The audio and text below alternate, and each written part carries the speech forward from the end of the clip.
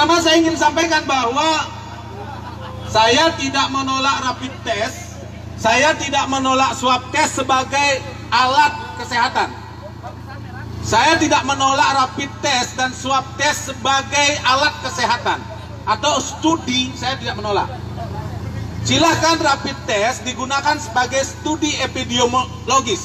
Epidemiologis silahkan untuk menghitung kurva epidemiologinya. Itu bisa digunakan. Tetapi yang kemudian saya tolak keras dan saya berdiri di penolakan rapid test dan swab test ketika swab test dan rapid test digunakan sebagai syarat administrasi. Apa itu syarat administrasi, kawan-kawan?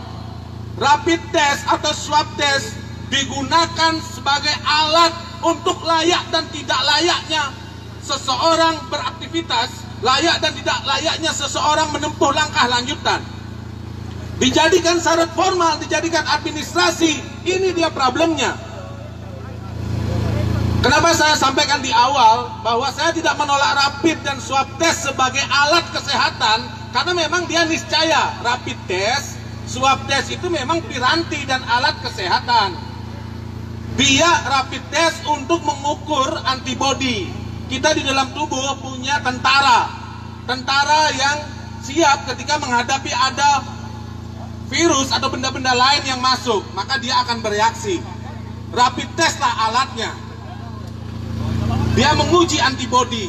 Tetapi dalam konteks ini seperti dikatakan ahli-ahli, saya mengutip ahli karena saya bukan ahli kesehatan, saya bukan virologi, saya bukan ahli sel molekuler, saya bukan ahli epidemiologis, saya bukan ahli kesehatan masyarakat, maka saya mengutip mereka dan mereka menyatakan rapid test ini hanya efektif untuk mengetes antibodi imun. Bekerja atau tidak bekerjanya tentara di dalam tubuh kita bisa dideteksi oleh rapid test. Tetapi rapid test tidak akan bisa secara cermat, secara tepat, secara akurat untuk mendeteksi apakah ada virus corona. Dia hanya mendeteksi bahwa ada virus, ada antibodi yang bergerak, berarti ada virus atau ada apapun zat-zat lain, benda-benda lain yang kemudian membuat antibodi bergerak, bereaksi. Makanya rapid test itu dikenal bahasanya adalah reaktif dan non-reaktif. Atau positif rapid itu disebut reaktif, negatif rapid itu disebut non-reaktif. Problemnya dalam konteks virus ini, rapid test, kalau Anda sekarang dicek rapid test ya kawan-kawan, kalau dicek rapid test, ada dua hasilnya. Hasilnya bisa reaktif atau positif rapid. Positif rapid ya, bukan positif COVID. Positif rapid atau negatif rapid disebut non-reaktif. Kalau Anda, prakteknya sekarang, kalau Anda reaktif COVID, reaktif rapid test, maka Anda akan masuk untuk dilanjutkan swab test. Karena dianggap di situ ada potensi, ada virus, tapi belum diketahui virusnya apa. Dicek dengan swab test. Swab test lalu menghasilkan dia positif atau negatif. Kalau dia positif berarti dia terpapar virus COVID. Kalau dia negatif berarti dia bebas COVID. Walaupun ada perdebatan lagi soal swab test ini. Nah, kemudian kalau Anda pada saat rapid test, kalau kalian pada saat rapid test hasilnya non-reaktif, maka prakteknya sekarang Anda mendapatkan surat semacam surat bebas. Semacam surat bebas yang berlaku 14 hari.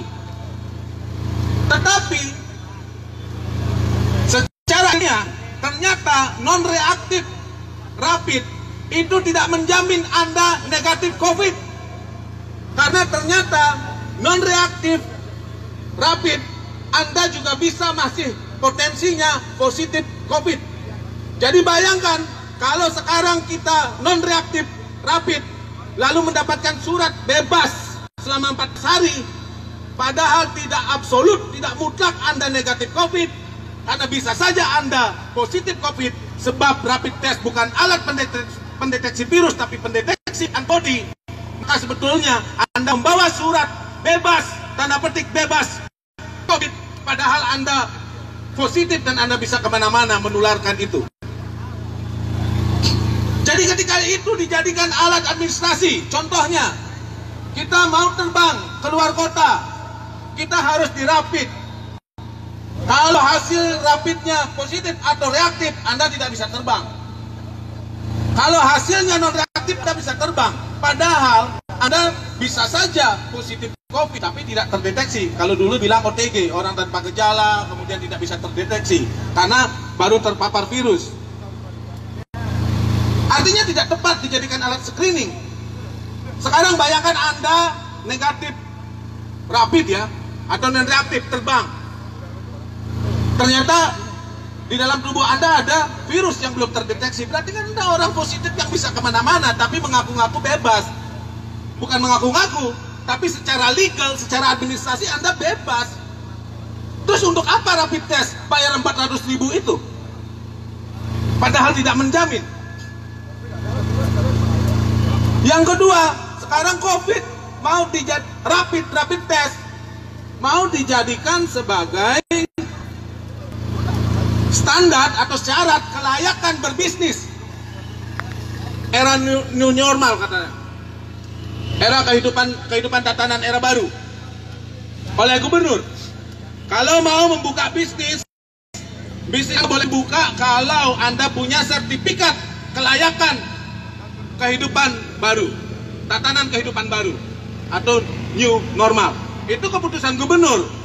Kalau nggak salah dia surat instruksi atau surat edaran, saya lupa. Dan karyawan harus dicek rapid mandiri.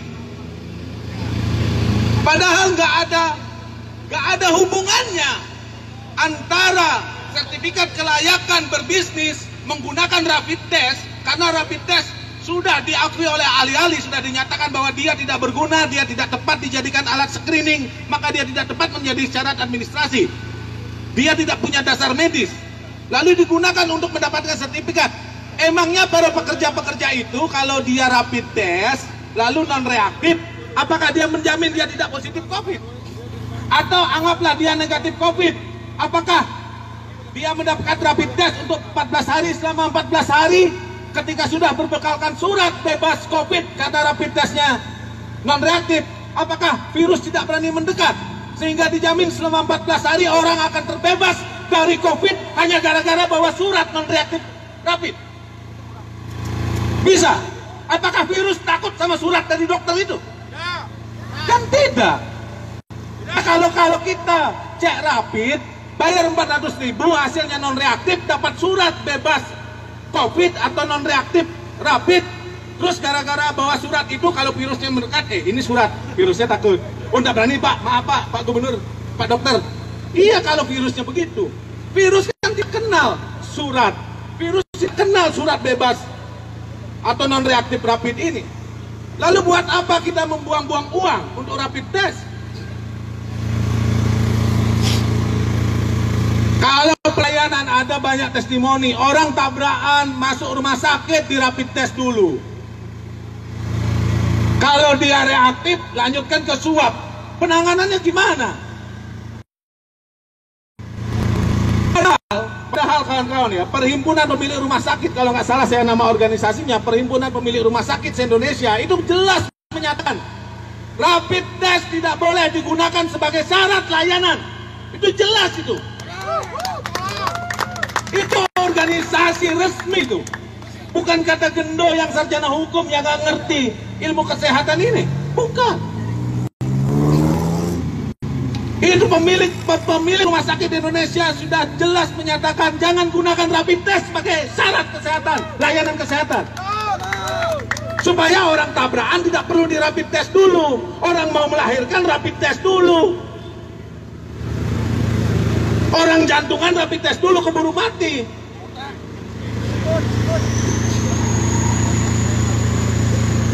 Nah, kan banyak yang terjadi begitu kawan-kawan. Banyak terjadi begitu. Siapa yang kita kutip? Banyak ahli-ahli yang menyatakan, termasuk Mohindro, ahli virologi. Ahli virologi, dia dokter hewan, karena memang ahli virus itu dokter hewan, bukan bermanusia kan? Dokter hewan yang ahli virologi. Dia sendiri menyatakan, termasuk Profesor Ngurah Mahardika, ahlinya UNUD, ahli virologi UNUD, ahlinya gugus tugas juga menyatakan bahwa rapid test dan swab test tidak efektif digunakan sebagai syarat administrasi. Sebanyak ahli sel molekuler, ahli virologi, ahli epidemiologis menyatakan itu. Dan yang terakhir adalah organisasi Perhimpunan Dokter Spesialis Patologi dan Dokter Laboratorium Indonesia menyatakan bahwa rapid dan swab test tidak tepat digunakan sebagai syarat perjalanan. Itu yang tanda tangan profesor juga, dokter juga, bukan jereng yang anak pang. Kembali lagi kawan-kawan, saya ingatkan, rapid test, swab test yang kita tolak adalah bukan sebagai alat kesehatan, bukan sebagai alat tracking. Yang kita tolak adalah digunakan sebagai alat administrasi, syarat administrasi. Mau terbang rapid swab test, mau kerja rapid swab test, mau masuk sekolah rapid swab test, mau ngantar anak sekolah bawa surat rapid, bebas rapid, bawa surat rapid test, hasil rapid test, apa lagi? Mau dapat layanan rapid test, semua rapid test. Sementara harga rapid test menurut Ombudsman itu harga dasarnya 70.000. Sebelum keluar kebijakan pemerintah yang menetapkan harga maksimal rapid test adalah 150.000, harganya dulu 300, 400.000, ada yang sejuta, ada yang 700.000, padahal harga dasarnya 70.000.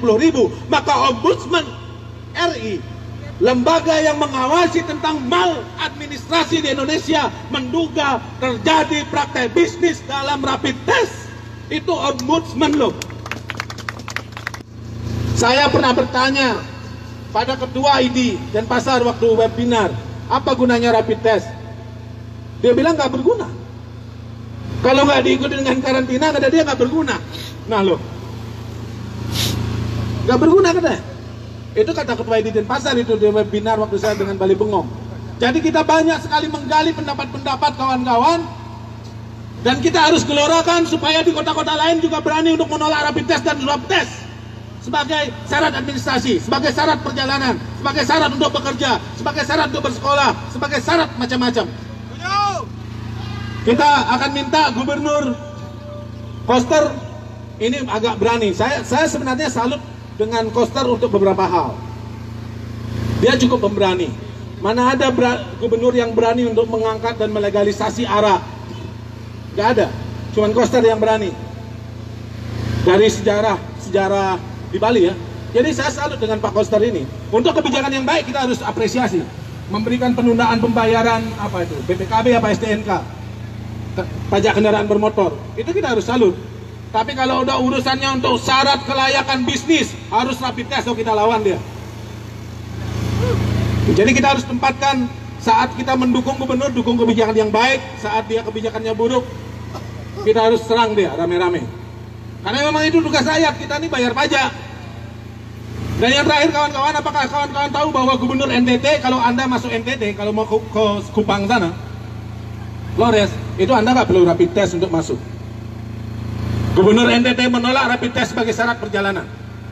Dan itu dilakukan baru satu-satunya gubernur yang saya tahu.